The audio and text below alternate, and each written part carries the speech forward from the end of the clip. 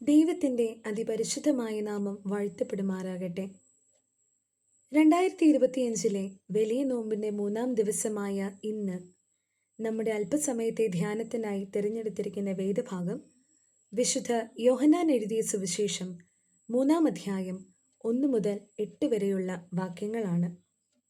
ഈ വേദഭാഗത്ത് നിക്കോദമോസ് എന്ന പേരുള്ളൊരു മനുഷ്യനെ നമുക്ക് കാണുവാനായിട്ട് സാധിക്കും. ഈ ഒരു കഥാപാത്രത്തെ നമുക്കൊന്ന് പരിചയപ്പെടാം. യഹൂദ പ്രമാണിയായ നിക്കോദമോസ് യഹൂദരുടെ ഇടയിലെ ഒരു നിയമപണ്ഡിതനാണ്. അപ്രകാരം ശ്രേഷ്ഠമായ വ്യക്തിത്വമുള്ള മനുഷ്യനാണ് നിക്കോദമോസ്. യേശു കർത്താവിന് ഏറെ പ്രിയപ്പെട്ട സ്ഥലമായ ഗലീലയിൽ നിന്നുമുള്ള വ്യക്തിയാണ് നിക്കോദമോസ്. അദ്ദേഹത്തിന് യേശുവിൻ്റെ പ്രവർത്തനങ്ങളിൽ അത്ഭുതം കണ്ടെത്തി. സത്യസന്ധനും നീതിമാനുമായ നിക്കോദമോസ് യേശുവിൽ അമാനുഷികമായ ശക്തിയുണ്ടെന്ന് തിരിച്ചറിയുന്നു. അങ്ങനെയുള്ള യേശുവിനെ പറ്റി കൂടുതലായി അറിയുവാൻ അവൻ ആഗ്രഹിച്ചു. എന്നാൽ പ്രത്യക്ഷത്തിൽ യേശുവിനെ സമീപിക്കുവാനോ ഒന്നും നിക്കോദമോസിൻ്റെ സാഹചര്യം അവനെ അനുവദിച്ചിരുന്നില്ല. ഈ ഒരു വേദഭാഗത്തിൻ്റെ മറ്റൊരു പ്രത്യേകത, യോഹന്നാൻ്റെ സുവിശേഷത്തിൽ മാത്രമാണ് ഈ സംഭവം രേഖപ്പെടുത്തിയിട്ടുള്ളത്. യേശുവിനെ ദൈവത്തിൻ്റെ അടുക്കൽ നിന്നും വന്ന ഉപദേഷ്ടാവായി കണ്ട് വളരെ വിനയത്തോടും പൂർണ്ണ ബോധ്യത്തോടുമാണ് നിക്കോദമോസ് സംസാരിക്കുന്നത്. ഈ വേദഭാഗത്തെ അടിസ്ഥാനമാക്കി 2 ചെറിയ ചിന്തകൾ നിങ്ങളുമായി പങ്കുവയ്ക്കട്ടെ. ഒന്നാമതായി, ദൈവിക വെളിച്ചം കണ്ടെത്തുക. ഇവിടെ ഈ വേദഭാഗത്ത് നിക്കോദമോസ് എന്ന യഹൂദ പ്രമാണി തൻ്റെ ചുറ്റുമുള്ള സാഹചര്യങ്ങൾ എല്ലാം തനിക്കെതിരായിരുന്നിട്ടും ആ അന്ധകാരം മൂടിയ പാതയിൽ ദൈവിക വെളിച്ചം യേശുവിൽ ദർശിക്കുന്നു. യേശുവുമായുള്ള ആ കൂടിക്കാഴ്ചയിൽ നിക്കോദമോസിന് ഒരു പുതു അനുഭവം ലഭിക്കുകയാണ്. നമ്മുടെ ഓരോരുത്തരുടെയും ജീവിതത്തിൽ മധുരമേറിയതും അതേപോലെ കയ്പേറിയതുമായ അനുഭവങ്ങളുണ്ട്.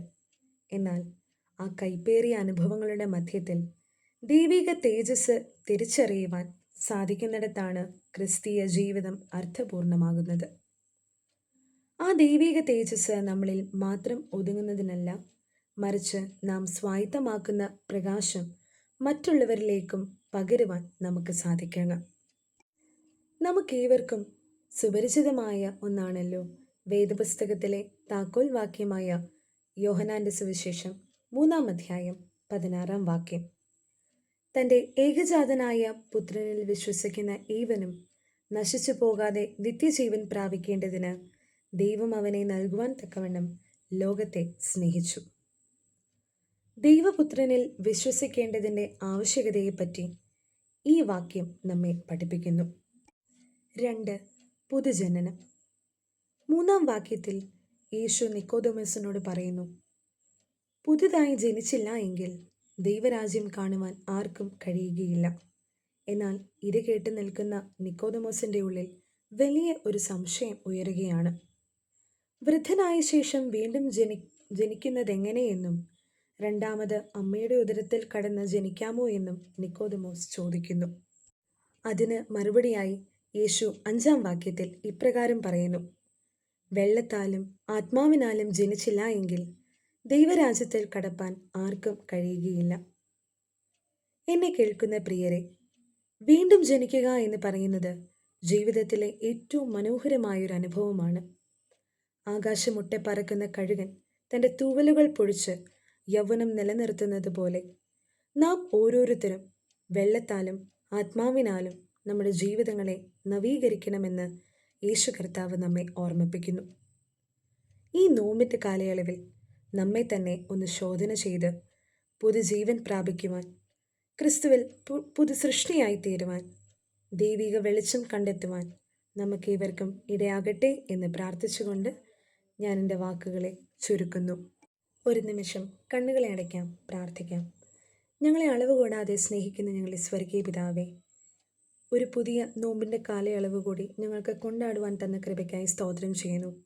ഞങ്ങളെല്ലാവരെയും നീ അവിടെ നിന്ന് അനുഗ്രഹിക്കണമേ. ഈ ഒരു സമയം നാഥ, ഞങ്ങളുടെ ജീവിതത്തെ ഞങ്ങൾക്ക് ശോധന ചെയ്യുവാൻ തക്കവണ്ണം, ഞങ്ങൾക്ക് പുതുജീവൻ്റെ അനുഭവം ഞങ്ങളിലേക്ക് പകരുവാൻ തക്കവണ്ണം അവിടുന്ന് നീ കൃപ ചെയ്യണമേ. സകലതും യേശുക്രിസ്തുവിൻ്റെ നാമത്തിൽ താഴ്മയായി യാചിക്കുന്നു. കൃപ തോന്നി കേൾക്കുമാറാകണമേ. ആമേൻ.